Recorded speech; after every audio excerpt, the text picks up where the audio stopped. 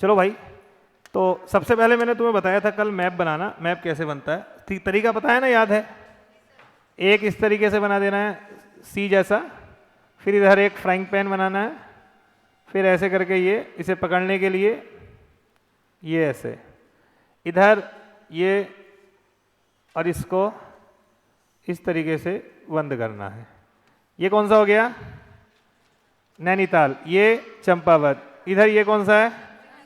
उधम सिंह नगर। ये अल्मोड़ा, ये पिथौरागढ़, और ये चमोली, और इधर ये बागेश्वर, और ये उत्तरकाशी, और यहाँ हरिद्वार, और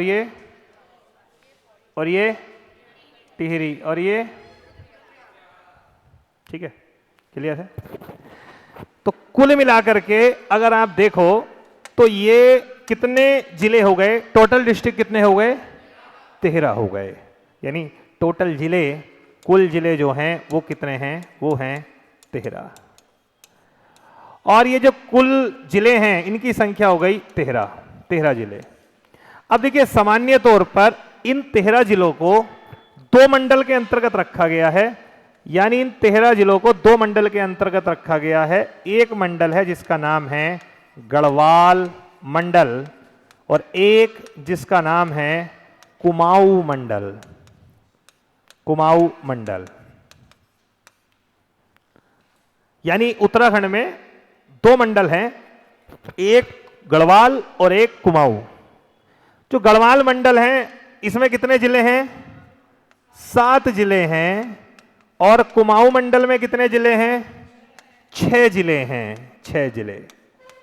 अब कौन कौन से जिले हैं? तो कुमाऊं मंडल में कौन कौन से हैं? कुमाऊं मंडल में सिंपल सी बात है, कौन कौन से? उधम सिंह नगर है, नैनीताल है, ठीक है, चंपावत है, अल्मोड़ा है, बागेश्वर है, पिथौरागढ़ है, ठीक है, ये हो गए।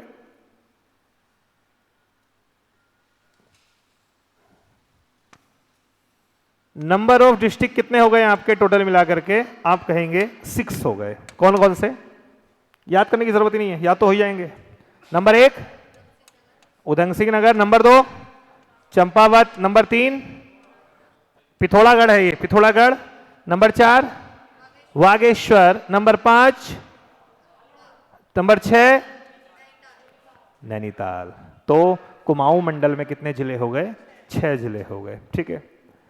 बाकी के 7 कौन कौन से हो गए? जो आपका गढ़वाल मंडल है उसमें कौन कौन से हो गए आप जानते हैं। एक हो गया चमोली, एक हो गया उत्तरकाशी, एक हो गया देहरादून, हरिद्वार, पौड़ी, टिहरी और रुद्रप्रयाग। चमोली हो गया। सामान्य तौर पर ये जो 2 मंडल हैं इनकी, अच्छा 2 मंडल क्यों बने हुए हैं? इसके पीछे का एक ऐतिहासिक कारण है, आपको पता है? ऐतिहासिक कारण यह है कि एक पुराण है जिसका नाम है स्कंद पुराण। स्कंद पुराण में हिमालय खंडों की चर्चा की गई है। इसमें मुख्यतः उत्तराखंड में 2 खंड बताए गए हैं, जिसमें एक का नाम है केदार खंड और एक का नाम है मानस खंड। ये सब मैं आपको आगे भी पढ़ाऊंगा, लेकिन शुरुआत है तो धीरे धीरे थोड़ी थोड़ी जानकारी देता हुआ चल रहा हूं आपको, जिससे कि पता भी रहे। तो एक है केदार खंड, एक है मानस खंड। ये स्कंद पुराण में लिखा हुआ है। जो केदार खंड है, इस केदार खंड को मुख्यतः क्या माना गया है? गढ़वाल मंडल माना गया है। और जो मानस खंड है इसे माना गया है कुमाऊं। क्या कह रहा है स्कंद पुराण, आप समझेंगे। स्कंद पुराण में लिखा हुआ है कि हिमालय से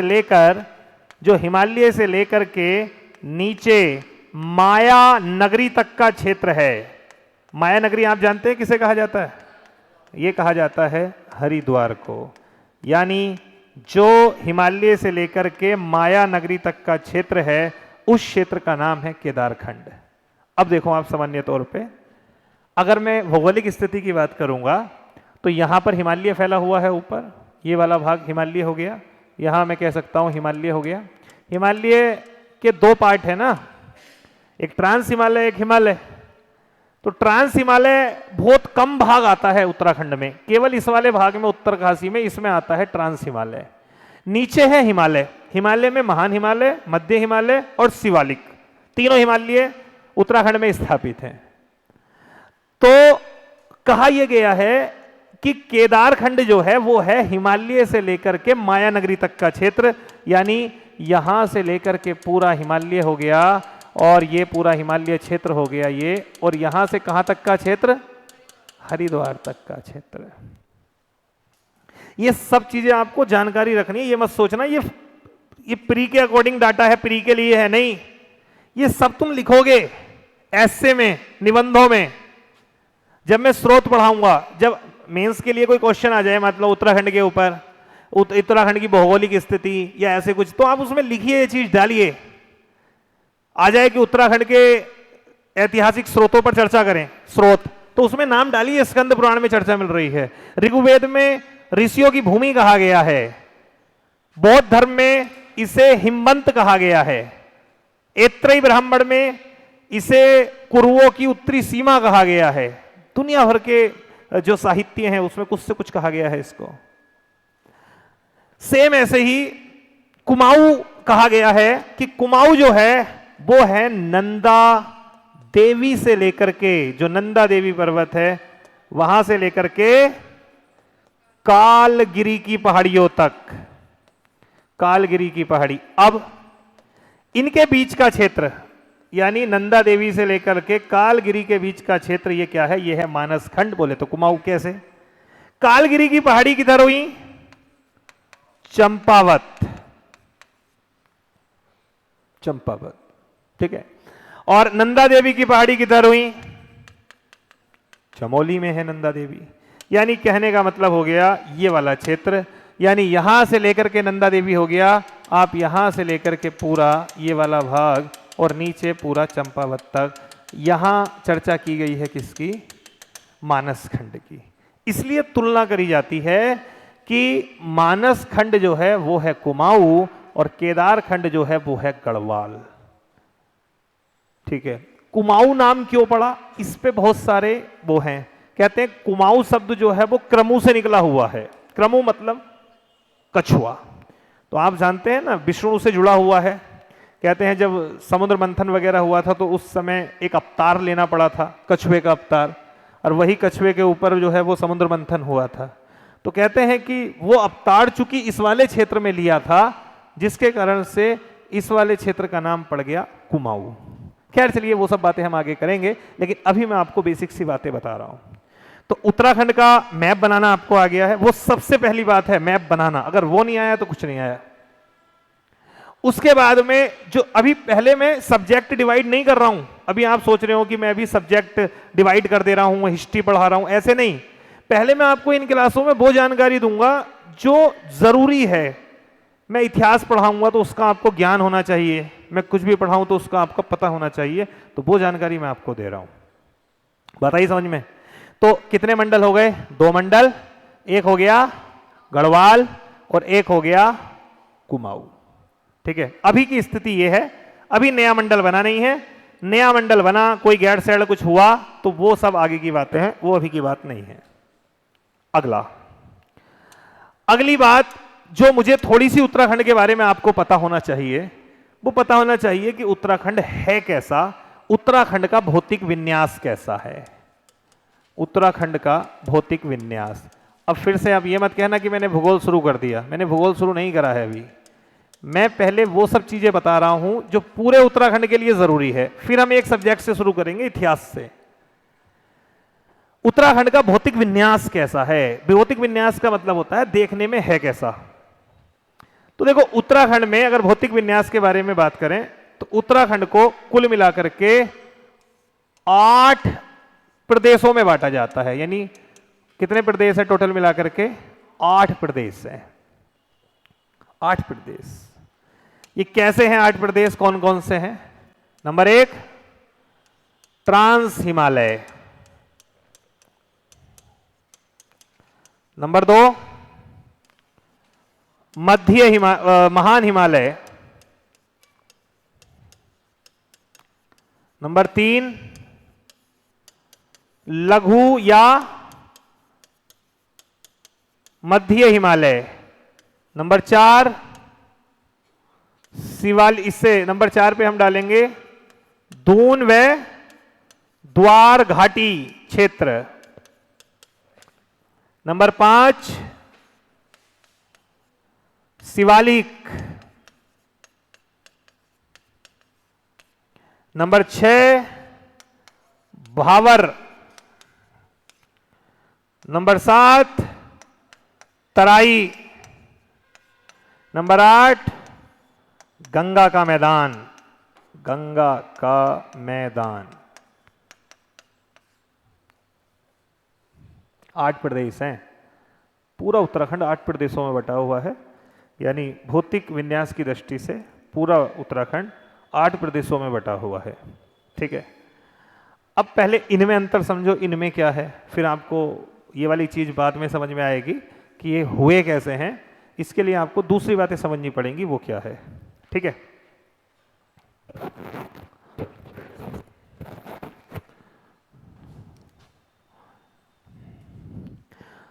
नोट करते चलना, एक कॉपी बना लो।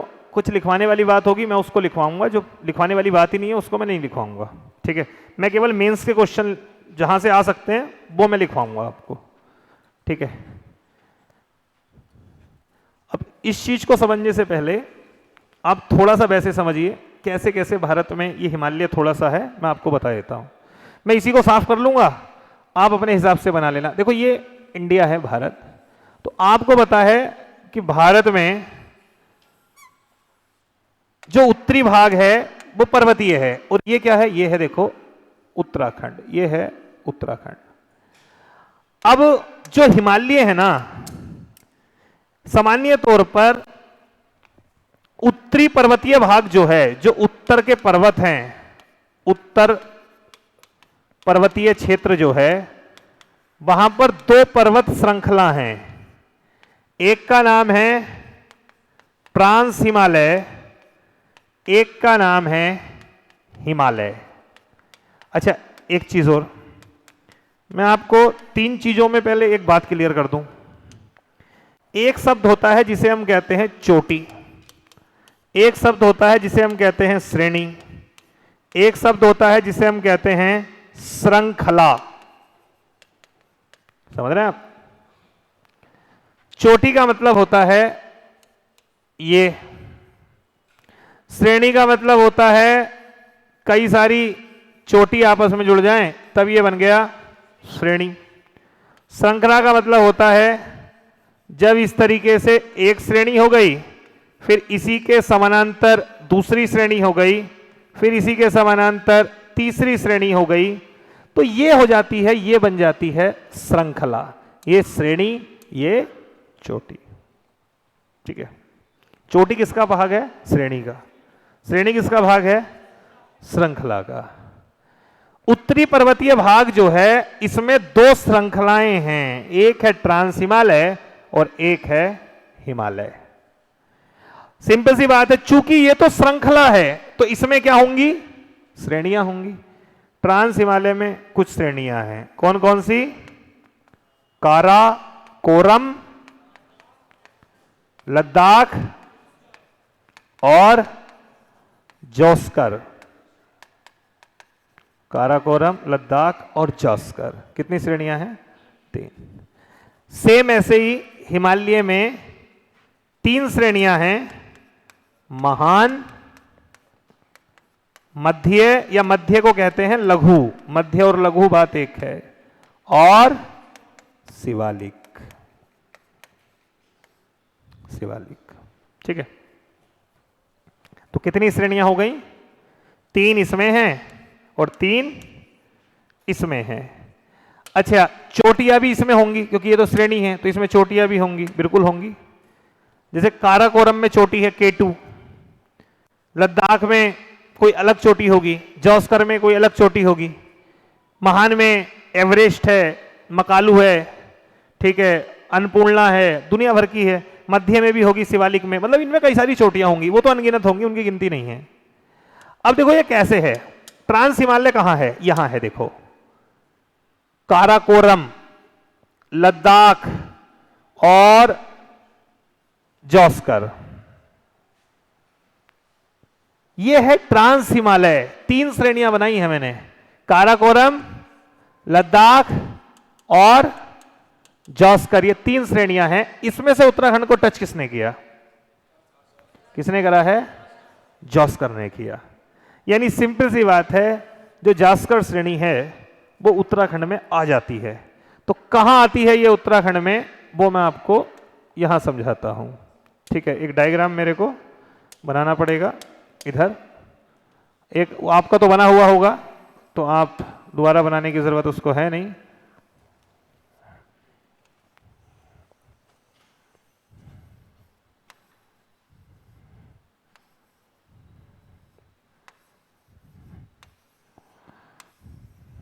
अच्छा, ऐसा कोई है क्लास में जिससे उत्तराखंड का मैप बनाना ना आता हो?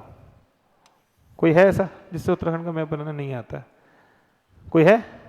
जिसका पहला दिन होगा वही ऐसा होगा। कितने लोगों का पहला दिन है आज, फर्स्ट डे है?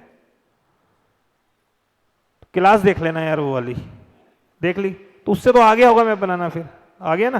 ठीक है, तो ये उत्तराखंड है। अब इसमें देखो, इसमें मैंने अभी आपको बताया जास्कर टच करता है, यानी ये हो गई काराकोरम, ये हो गई लद्दाख और ये हो गया जॉस्कर। ये है भाई जॉस्कर। इसका मतलब क्या हुआ, क्या ट्रांस हिमालय भारत में आता है? आप कहोगे हां आता है। कौन सी श्रेणी आ रही है? जॉस्कर आ रही है। काराकोरम और लद्दाख आउट है, वो नहीं आती। काराकोरम भी नहीं आती और लद्दाख भी नहीं आती। जॉस्कर का मतलब हो गया ट्रांस हिमालय।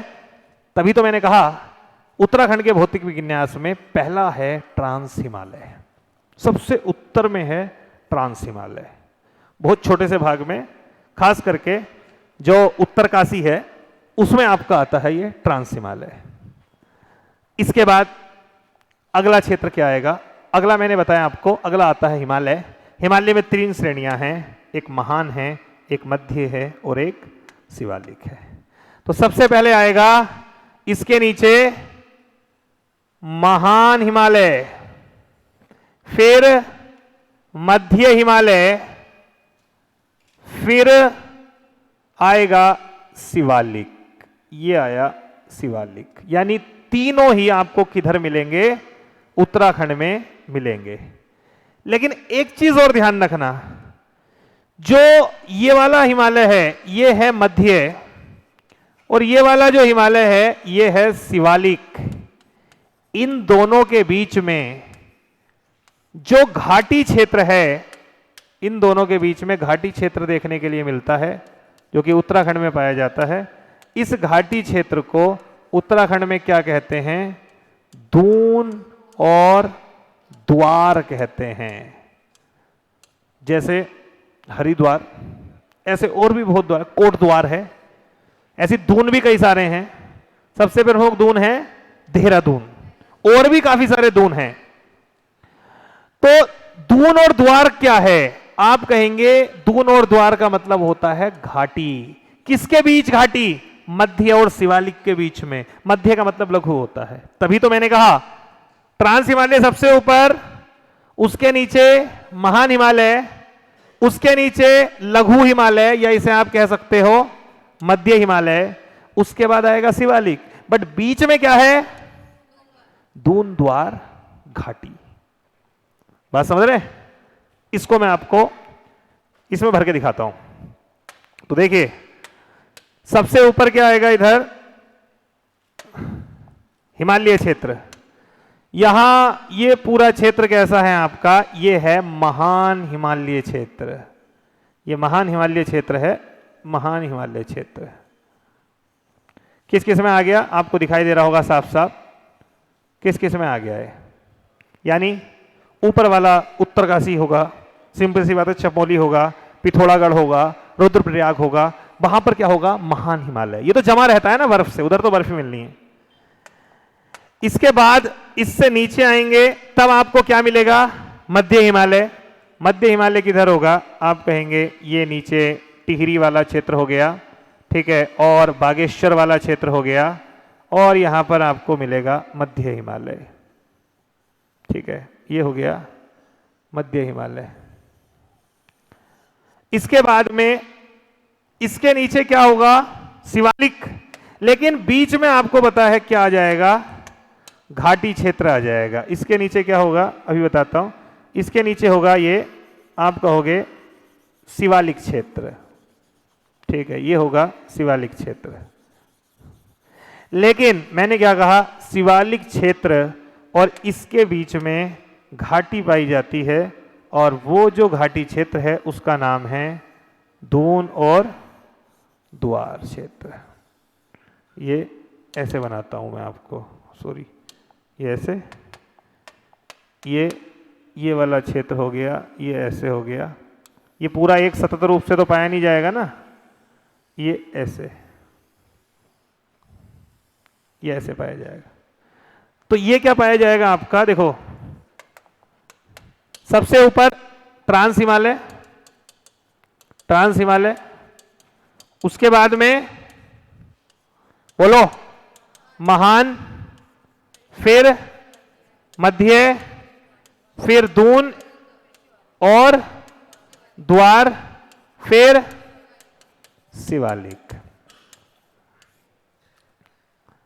ये पूरा क्या है? ये पूरा है हिमालय।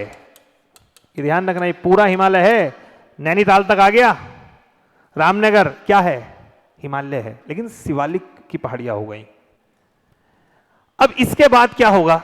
इसके बाद ये होगा कि देखिए, जब कोई पर्वतीय क्षेत्र होता है ना, तो पर्वतीय क्षेत्र से, जैसे मान लो ये पर्वत है, पर्वतीय क्षेत्र से जो आगे की भूमि होती है, 8 से 15 किलोमीटर की जो भूमि होती है, उसे कहते हैं भावर। फिर इससे आगे की जो 15 से 30 किलोमीटर की भूमि होती है, उसे कहते हैं तराई।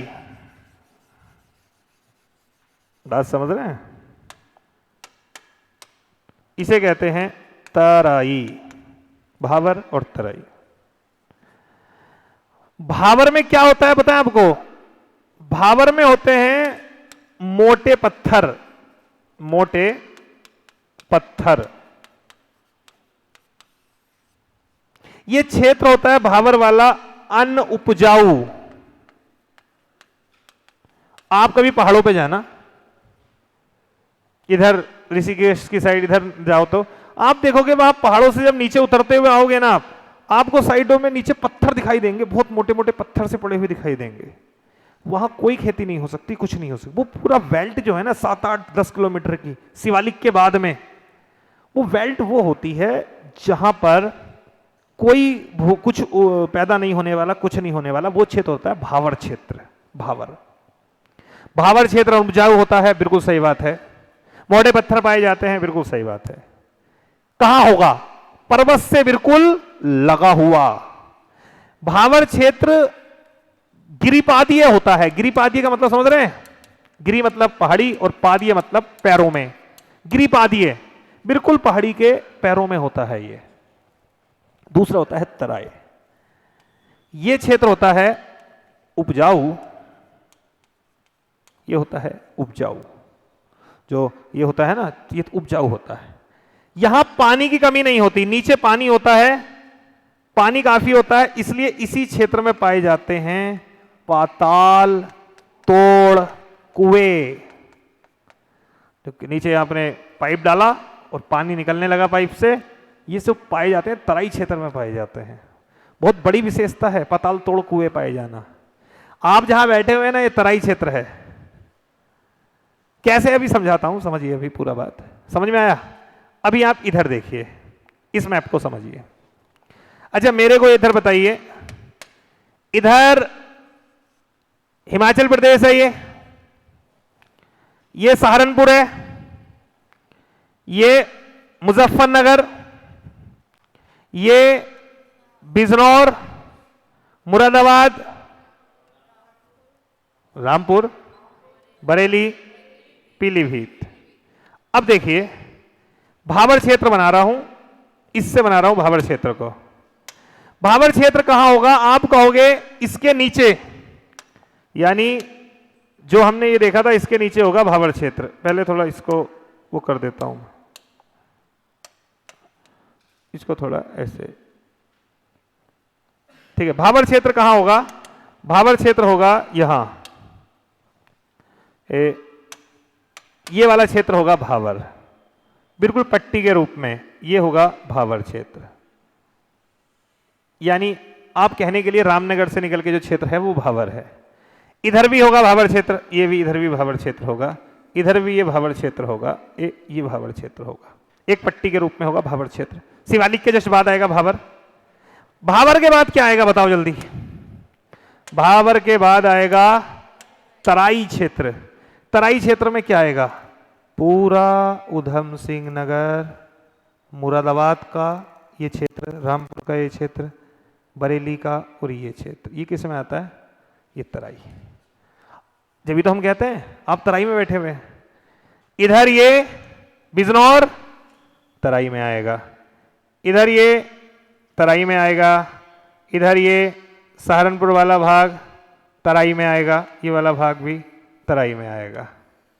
ये क्षेत्र है तराई क्षेत्र, ठीक है, ये थे तराई है। इसके बाद फाइनली आपको पता है गंगा नदी है, वो मैदान का निर्माण करेगी।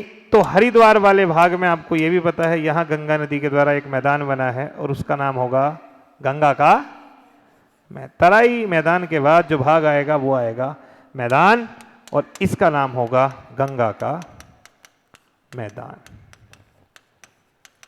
ये वाला भाग हो गया भाबर, ये वाला भाग हो गया तराई, ठीक है।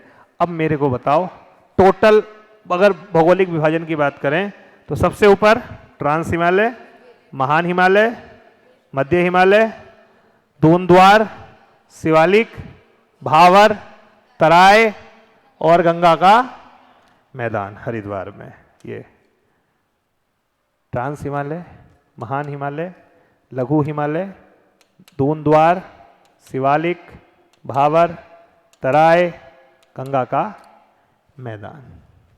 इनको डाल देना यार, फोटो खींच लो इसके, टेलीग्राम पे भी डाल देना, ये रीजन है। ये एक क्वेश्चन आएगा आपके एग्जाम, ये मैं ज्योग्राफी में एक बार और पढ़ाऊंगा तुम्हें, ये क्वेश्चन आता है एग्जाम में। उत्तराखंड के भौगोलिक विन्यास को समझाएं या उत्तराखंड की भू आकृति को समझाएं, उत्तराखंड कैसा है।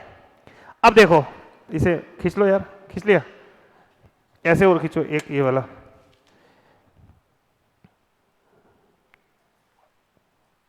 अब देखो पर्वतीय क्षेत्र कहां तक है?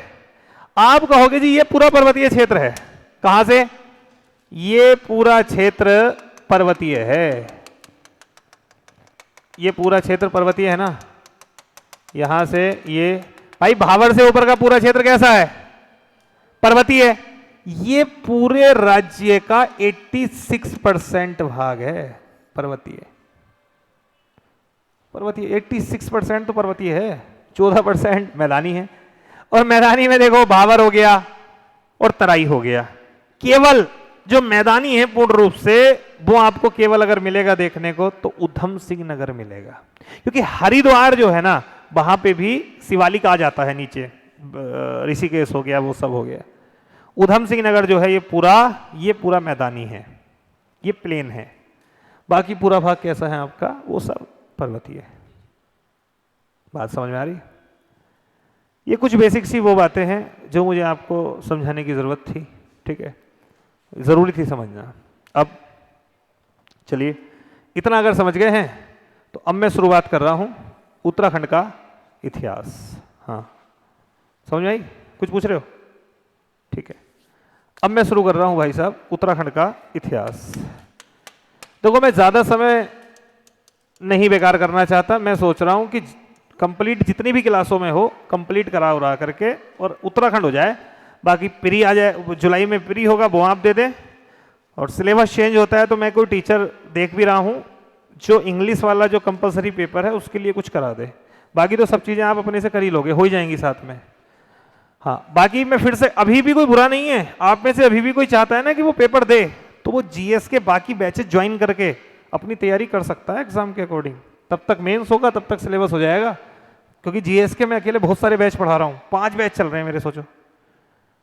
यानी 5 बैच मतलब है कि 1 डेढ़ 2 महीने में एक सब्जेक्ट हुआ तो भी 5 सब्जेक्ट पूरे हो जाएंगे 2 महीने में।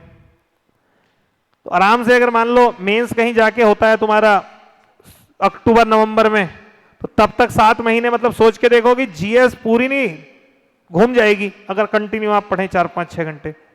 उत्तराखंड भी मैं करा ही रहा हूं, तो वैसा है। हम बात कर रहे हैं उत्तराखंड का इतिहास, ठीक है भाई, उत्तराखंड का इतिहास। अब उत्तराखंड के इतिहास के जो टॉपिक हैं वो कौन कौन से हैं? इतिहास के टॉपिक में सबसे पहला टॉपिक है आपका उत्तराखंड की जनजाति। उत्तराखंड की जनजाति नहीं, उत्तराखंड की प्राचीन जनजाति, ये पहला टॉपिक है जो सिलेबस में है आपका। उत्तराखंड का सिलेबस है किसी के पास या नहीं है? लाया कोई? उत्तराखंड की हिस्ट्री में जो सिलेबस दिया हुआ है उसमें पहला हिस्ट्री का जो सिलेबस है वो है उत्तराखंड की प्राचीन जनजातियां। है नहीं सतीश? यही है पहला, यही है। बताओ सबसे प्राचीन जनजाति कौन सी थी? कौल, जैसे कौल जनजाति। कौल के बाद कौन आए? किरात आए। किरात के बाद कौन आए? खस आए। खस हो गए, ठीक है। तो कौल, किरात, खस, वहां से कुछ बेसिक सी चीजें आ जाती हैं। पहला टॉपिक तो ये है। उसके बाद अगला टॉपिक जो है वो है कुड़िंद। नहीं, इसके बाद मैं शुरू करूंगा उत्तराखंड के इतिहास के स्रोत। इतिहास के स्रोत, और इन्हीं स्रोतों में कंप्लीट होगा प्राग ऐतिहासिक इतिहास। प्राग ऐतिहासिक इतिहास और आद्य ऐतिहासिक, आद्य ऐतिहासिक और ऐतिहासिक, ऐतिहासिक, ठीक है। कुड़िंदों में भी 2 हैं, एक पूर्ववर्ती कुड़िंद है और एक परवर्ती कुड़िंद है, ठीक है। मैं इंपॉर्टेंट बता रहा हूं, जो फालतू की चीजें तो मैं बात यहां नहीं करूंगा, लेकिन मैं मेन जो चीजें हैं मैं उसके बारे में बता रहा हूं, वो क्या क्या हमें पढ़ना है, ठीक है। तो कुड़िंद वंश सबसे ज्यादा इंपॉर्टेंट है, यहां से क्वेश्चन आएगा।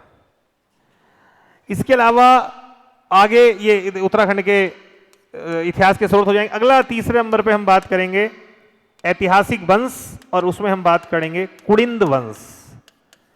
कुड़िंद में 2 तरीके के आएंगे, एक आएंगे प्राचीन कुड़िंद, एक मध्य कुड़िंद और एक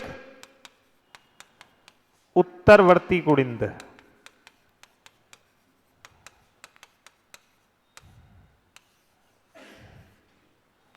सतीश, किसी उत्तरवर्ती कुड़िंद शासक का नाम बताओ। किसी उत्तरवर्ती कुड़िंद शासक का नाम। अमोघ भूति। हाँ हाँ सही है, इधर गलत नहीं है, सही है, अमोघ भूति।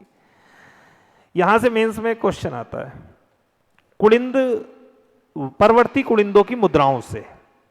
ये क्वेश्चन मेंस में लिखने के लिए आ सकता है कि परवर्ती कुड़िंदों की मुद्राओं का उल्लेख करें, तो उसमें आपको जो मुद्राएं हैं ना वो लिखनी होंगी। तो उसमें अमोघ भूति प्रकार की मुद्रा, अल्मोड़ा प्रकार की मुद्रा, ठीक है, ठीक है, छत्रेश्वर मुद्रा जो है, तो वो क्या है ना, वो लिखना पड़ेगा। उसको मैं आपको मेंस ओरिएंटेड करवा दूंगा, वो मैं लिखवा दूंगा आपको, ठीक है। तो ये इंपॉर्टेंट वंश है जो पूछेगा।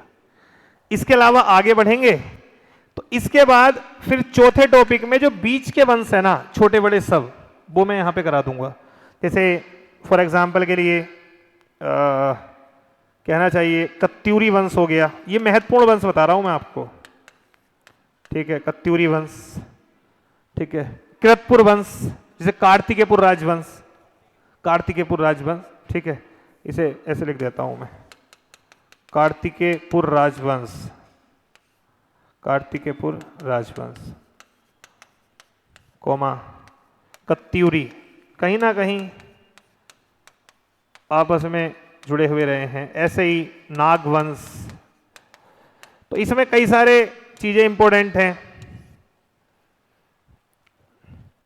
परिवार हैं, निम्बर का परिवार, सोलनादित्य का परिवार, बसंत देव का परिवार, सुना है नाम ये नहीं? ठीक है। ललितासुर किस परिवार का शासक था? तो अभी तो क्या पढ़ा, अभी तो शुरुआत है, तो क्या ही पता होगा, अभी तो ऐसे लग रहा होगा सब। इसके बाद में फिर भाई हम पढ़ेंगे 5वें नंबर पर दो वंश, कुमाऊं का चंदवंश और 6ठे नंबर पर गढ़वाल का परमार वंश। परमार वंश, ठीक है। ये है बस इंपॉर्टेंट, तो मेन तो ये हैं दोनों वंश। ये है हिस्ट्री, मेन हिस्ट्री ये है। लेकिन यहां से क्वेश्चन आ सकते, इस बार मेरे को लग रहा था इनसे क्वेश्चन पूछेगा कत्यूरी राजवंश से, क्योंकि कत्यूरी राजवंश की मेन जो राजधानी थी वो क्या थी? कत्यूर घाटी। तो जोशीमठ क्षेत्र था, और जोशीमठ में आपको पता है कि मकान फट रहे हैं लोगों के, तो वो समझिए कि वो जोशीमठ के अंत के कारण या बहुत सारे, वो वहां से लग रहा था कुछ ना कुछ पूछ सकता है, ठीक है। चलिए, ये हो गया कुमाऊं का चंद्रवंश, गढ़वाल का परमार वंश, ये बहुत इंपॉर्टेंट है। और इसके बाद क्या होगा?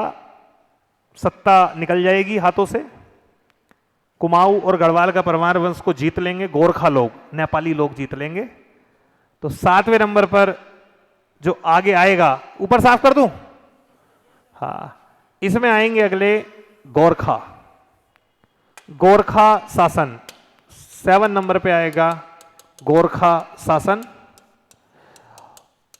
क्योंकि गोरखा लोग जो थे वो नेपाल के थे। अब ये क्या करते हैं, ये चंद और परमार वंश आपस में लड़ते रहते थे। शासक जो थे वो थोड़े बेवकूफ थे, तो आपस में लड़ते ज्यादा थे। आपस में लड़ रहे हैं, तब कि तुम्हें ही पता है ज्यादा बड़ा अंतर है नहीं कुमाऊं गढ़वाल में, आपस में लड़ते रहे। शक्ति का फायदा उठाया, साइड में नेपाल बैठा है, तो नेपाल में गोरखा शासन था, उन्होंने जीत लिया। फाइनली चंद वंश को तो पहले ही जीत लिया था, परमार वंश को जीत लिया 1804 में। एक लड़ाई हुई थी, कौन सी?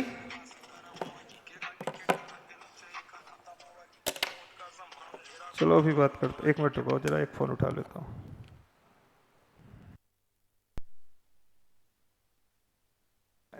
एक शादी थी आज की, तो उसमें जाने का मेरा कोई मूड है नहीं। तो गोरखा तो हुआ क्या ना, गोरखाओं ने पहले चंद वंश को हरा दिया, शासकों को। 1790 में फाइनली चंद वंश को हरा लिया। 1804 में परमार वंश के शासक को हरा दिया, प्रद्युमन शाह को, खुरबुड़ा की लड़ाई में। तो अब शासन उत्तराखंड का पहुंच गया किसके पास? गोरखाओं के पास। तो अब हुआ ये कि जो ये शासक थे, खास करके परमार वंश के, ये परेशान हो गए। इन्हें लगा कि अब तो नेपालियों ने अधिकार कर लिया, अब नेपाली लोगों ने राज किया। अब ये लोग जाके गए अंग्रेजों के पास कि भैया ऐसे ऐसे हो गया, गोरखाओं ने हमें जीत लिया। तो अंग्रेजों ने कहा सही बात तो है, जीत लिया, बढ़िया है, आपस में लड़ भी रहे थे, अब उन्होंने वो अधिकार करेंगे, बढ़िया हो गया। तो इन्होंने कहा जी बहुत परेशान हैं, गोरखों का शासन बड़ा बुरा है। तो अंग्रेजों ने कहा ठीक है, हम तुम्हें लेके दे देंगे तुम्हारा साम्राज्य गोरखाओं से छीन के, तुम बताओ हमें क्या दोगे। तो उन्होंने कहा ठीक है, पैसे वैसे दे देंगे जो लोगे। तो अंग्रेजों ने फिर लड़ाई लड़ी गोरखाओं से और जीत लिया ये वाला क्षेत्र, उत्तराखंड वाला, गोरखाओं से छीन लिया। और एक संधि कर ली गोरखाओं के साथ, जिसका नाम था संगोली की संधि। संगोली की संधि से ही तो उन्होंने ले लिया गोरखाओं से उत्तराखंड को, दो हमें दो। अब ये उत्तराखंड के शासक आए कि भाई साहब हमें दे दो। उन्होंने बोला पैसा, तो उनसे बात हुई तो थी, तो उन्होंने कहा पैसा वैसा तो है नहीं। तो उन्होंने कहा एक काम करो, अब उत्तराखंड पे तुम राज मत करो, अब उत्तराखंड पे राज कौन करेंगे? हम करेंगे। तो बोले हम क्या करें? बोले तुम्हें हम एक छोटा सा क्षेत्र दे देते हैं, यानी पूरे उसका एक छोटा सा क्षेत्र हम तुम्हें दे देते हैं, और इसका नाम हो गया टिहरी रियासत। ये टिहरी रियासत, और बाकी क्षेत्र पर किसने अधिकार कर लिया? अंग्रेजों ने। तो फिर क्या हुआ? फिर अंग्रेजों ने भी राज किया और एक छोटी सी रियासत चलती रही जिसका नाम था टिहरी रियासत। टिहरी रियासत में कौन बैठ गए?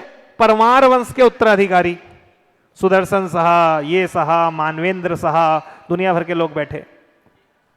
और उसके बाद में जब हमें अंग्रेजों ने आजादी दे दी 1947 में, तो ये तो रियासत थी, जैसे 550 रियासतें हुआ करती थी। अब ये भारत में आने को तैयार नहीं, मतलब समझिए ये तो स्वतंत्र रहना चाहते थे। तब आपको पता है कि सरदार पटेल को एकीकरण का दायित्व मिला था, और फाइनली 1949 में टिहरी रियासत ने अपना विलय कर दिया भारत में, और इस तरीके से ये जो है वो भारत में शामिल हो गया। ये पूरा इतिहास है। तो 7वें में गोरखा शासन, और 8वें में क्या पढ़ोगे? अंग्रेज। ठीक है, तो अंग्रेजों का शासन, क्योंकि अंग्रेज आ जाएंगे। इसमें कौन कौन कैसे वायस वो सब बना। और 90 नंबर पर टिहरी रियासत। ठीक है, टिहरी रियासत। और 10वें नंबर पर फाइनली हम बात करेंगे आजादी के लिए उत्तराखंड में स्वतंत्रता आंदोलन। बस 10 चैप्टर हिस्ट्री कंप्लीट। हिस्ट्री ही तो उत्तराखंड है, बाकी कुछ है थोड़ी। उत्तराखंड का मतलब ही इतिहास है, वही ज्यादा वेटेज है, उसका ही ज्यादा वेटेज है। 10 चैप्टर हैं, इसे पढ़ना है। सबसे ज्यादा क्वेश्चन अगर आपके आएंगे मेंस में तो वो आएंगे इससे, उत्तराखंड में स्वतंत्रता आंदोलन से। ठीक है, बात आ रही समझ? तो पहला चैप्टर देखिए क्या था। ठीक है, क्या था पहला चैप्टर? प्राचीन जनजातियां। ठीक है, फिर कल पढ़ाऊंगा।